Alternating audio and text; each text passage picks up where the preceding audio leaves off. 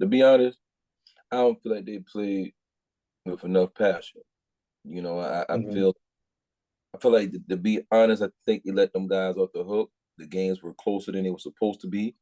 I think a lot of that Mhm. had to do with I don't think we underestimate those guys, but I think the coaching was horrible. That's just me personally. I mean, I know cats might say, well, Steve Kerr got 4 rings. He's been to the final 6 times. Whatever.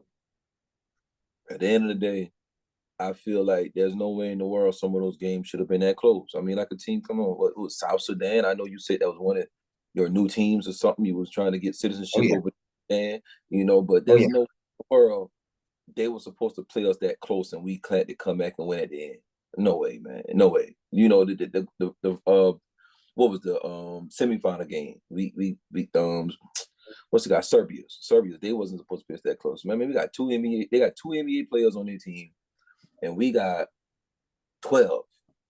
And do I agree with everybody who's on that team? No. But I know all that comes down to politics. But you didn't even use all the players you got on the team and use them properly. I mean, come on, JT, man. Come on, JT didn't even touch the court some of those games. And I'm like, what is going on here? And I have my own opinion of why I think that it went down the way it went, because I think it's all about the money. They got this new $76 billion contract for TV rights.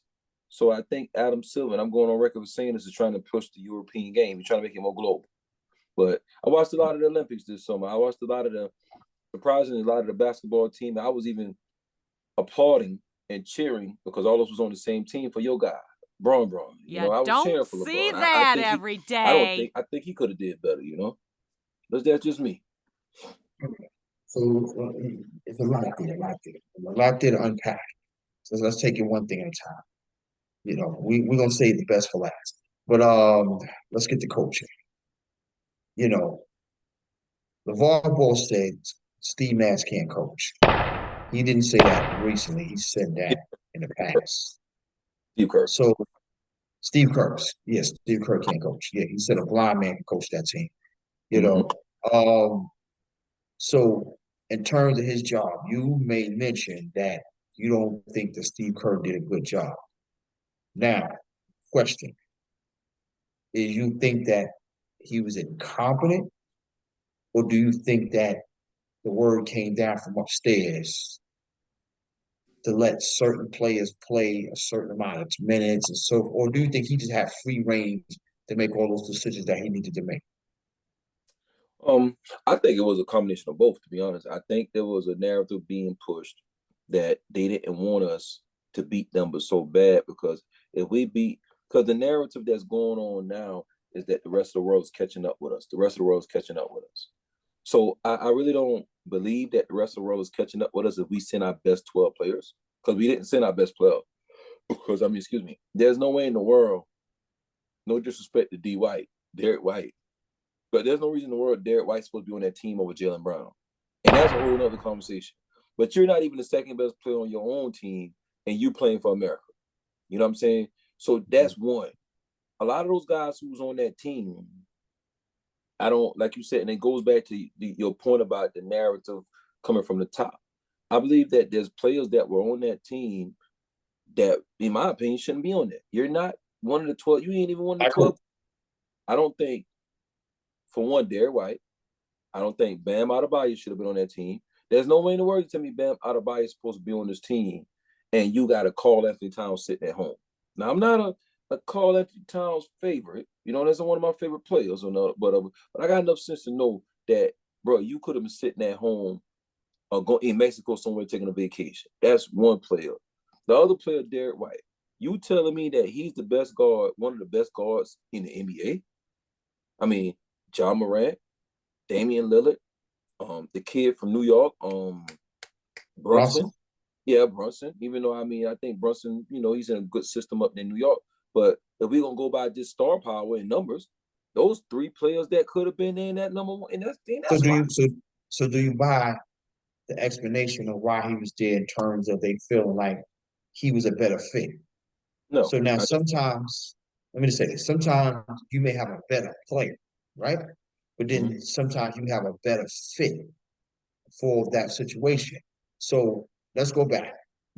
LeBron James, Miami Heat. Mario Chalmers is not Derrick Rose. However, I think that Mario Chalmers fit that team better than Derrick Rose would have fit that team if he would have came over there to Miami. Because he would have needed the ball more, yada, yada, yada. He's not giving up defense. And not only that, he's not as good a spot up shooter as Mario Chalmers. So let's Mm-hmm. take it back to it.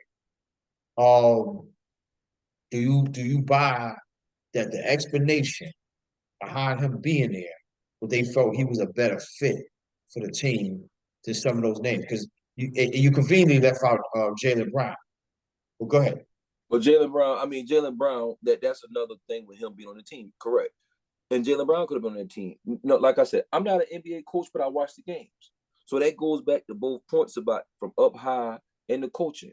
It's your job as a coach. We can sit here and say fit all day long, but if you got the 12 best players in the world, and if you come in there with respect and command respect, okay, if you're going to bring Derrick White off the bench anyway, then, Ja Morant can run the show.